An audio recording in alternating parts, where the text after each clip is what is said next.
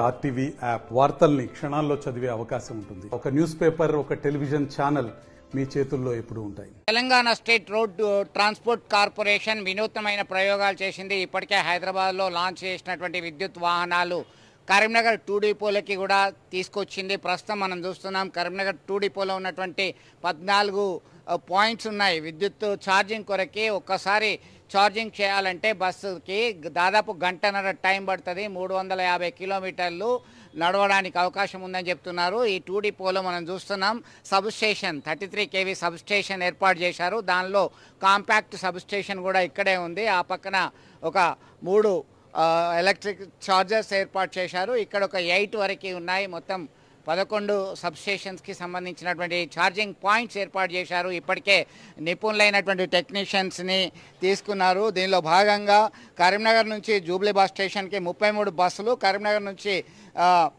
Jubilee bus స్టేషన్కు మరొక 6 బస్సులు, తర్వాత కరీంనగర్ గోదావరికానికి సంబంధించి 9 బస్సులు, అలాగే కరీంనగర్ మంథిని నుంచి 4, కరీంనగర్ కామారెడ్డికి సంబంధించి 6 బస్సులు, కరీంనగర్ నుండి జగిత్యాలకి సంబంధించి 6, మరి కరీంనగర్ నుంచి సిరిసిల్ల నాన్ స్టాప్కి సంబంధించి మరొక 6, ఇలా 70 బస్సులు దీనిలో శాంక్షన్ చేసినటువంటి పరిస్థితి గమనిస్తున్నాం. ఇందులో తొలి విడతగా 33 సూపర్ లగ్జరీ బస్సులు అందుబాటులోకి రానున్నాయి. దీనిలో భాగంగా ఈ 33 బస్సులు కరీంనగర్ హైదరాబాద్ రూట్లలో అద్దె ప్రాతిపదికన జేసీసీ అంటే గ్రాప్ కాస్ట్ కాంట్రాక్ట్ నడపబడతాయి. వీటి పర్యవేక్షణ మరియు ఆపరేషన్స్ మొత్తం ఆర్టీసీఏ చూసుకుంటుంది. ప్రస్తుతం వీటికి సంబంధించిన అవసరమైన మౌలిక వసతులు ఏర్పాటు చేయడం జరిగింది. ఏర్పాట్లో భాగంగా ఎలక్ట్రిక్ పనులు కొనసాగుతున్నాయి. మౌలిక వసతుల ఏర్పాట్లు టెస్టింగ్ అయిపోయిన తర్వాత వీటిని అధికారికంగా లాంచింగ్ చేస్తారు. మరి 2-3 రోజుల్లోనే ఆల్మోస్ట్ ఆల్ 18వ తారీఖున ఇది చేయడానికి అవకాశం ఉందని అధికారులు సమాచారం ఇస్తున్నారు. ఇప్పటికే విద్యుత్ వాహనాలు హైదరాబాద్లో లాంచ్ చేశారు. తాజాగా కరీంనగర్, ఎందుకంటే తెలంగాణ రాష్ట్రంలోనే అతిపెద్ద బస్టాండ్ ఉంది. అత్యధిక ప్రయాణికులు బస్సు ద్వారానే వెళ్తుంటారు వారి గమ్యస్థానాలకి. ప్రస్తుతం మనం చూస్తున్నాం దీనికి సంబంధించినటువంటి ఒక బటన్ కూడా ఉంది. If necessary push the button and push the డోర్కి సంబంధించి కొన్ని కాన్సెప్ట్స్, అలారమింగ్ సిచ్యువేషన్స్ ఏర్పాటు చేశారు. బస్సు కూడా సూపర్ లగ్జరీ.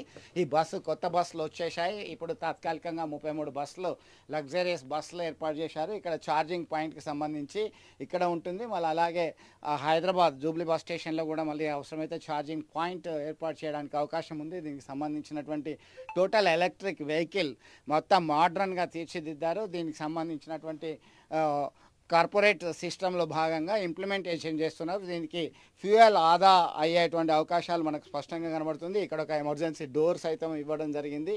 దీనికి సంబంధించి విధి విధానాలన్నీ కూడా లాంఛనంగా వాళ్ళు రూపొందించారు. దాని ప్రకారం పక్కగా నిపుణులైనటువంటి శిక్షణ పొందినటువంటి డ్రైవర్స్ వీటిని నడుపుతారు. దీనికి ఇప్పటికే ఒక యుద్ధ ప్రాతిపదికన చర్యలు తీసుకున్నారు. దీనికి సంబంధించిన సీటింగ్ అరేంజ్మెంట్స్ కూడా స్పేసియస్గా ఉన్నాయి.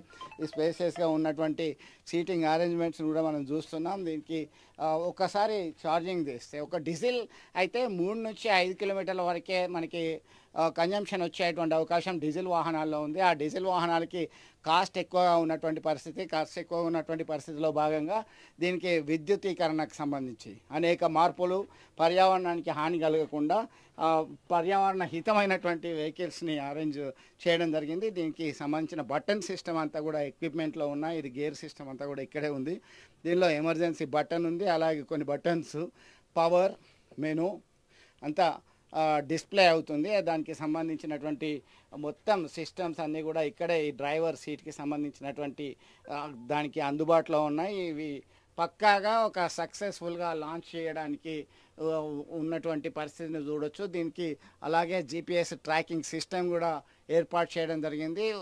ఎక్కడ కాంప్రమైజ్ కాకుండా డోర్ కూడా ఆటోమేటిక్గా క్లోజ్ అయ్యేటువంటి ఏర్పాటు బటన్ ద్వారా చేస్తున్నారు. ఇది ఇక్కడ తాజాగా జరిగినటువంటి పరిణామాల నేపథ్యంలో ఓవరాల్గా ఆర్టీసీని ఆధునీకరించి లాభాల బాటలో పయనించే ఉద్దేశంతో తీసుకున్నటువంటి నిర్ణయంగా మనం చెప్పొచ్చు. వీడియో జర్నలిస్ట్ సుమంత్తో కలిసి చంద్రశేఖర్, ఆర్టీవీ, కరీంనగర్ నుండి. మరిన్ని వీడియోస్ కోసం ఛానల్ ని సబ్స్క్రైబ్ చేయండి. లేటెస్ట్ అప్డేట్స్ కోసం వాట్సాప్ ఛానల్ ని ఫాలో చేయండి. అండ్ లింక్ డిస్క్రిప్షన్ లో ఉంది.